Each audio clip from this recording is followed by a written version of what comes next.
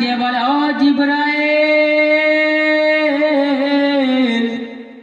ওই যে আমার নবী মুস্তাফা উম্মে হানির ঘরে আরাম করতেছে, যাও যাও তুমি আমার নবী মুস্তাফাকে নিয়ে আসো, আমি আমার নবীর সাথে দিদার করব, আমি আমার নবী মুস্তাফার সাথে এবার যেন আমি সাক্ষাৎ করব। এবার চলে আসলেন উম্মে হানির ঘরে হযরতে জিবরাইল। আসার পরে দেখতে পাই নবী মুস্তাফা যেন আরাম করতেছে। এবার জিবরাইল আমিন ডাক দেয়, মাওলা, ও মাওলা, আপনার হাবিবুল্লাহ তো আরাম করে গো মাওলা, আমি আপনার হাবিবুল্লাহকে কেমন করে জাগাবো? আপনার হাবিবুল্লাহকে জাগালে তো আমার বিয়াদবি হয়ে যাবে।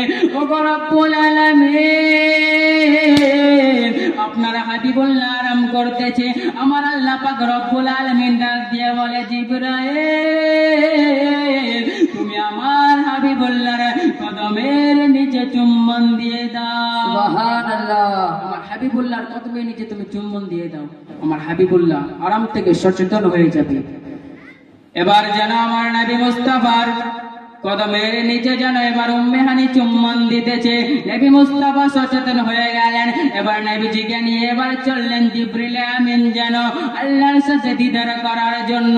এবার যেন চলে গেলেন। যাওয়ার পরে নবী মুস্তাফা ওই মেরাজ থেকে আসার পরে সাহাবীদের সাথে আলোচনা করতেছে।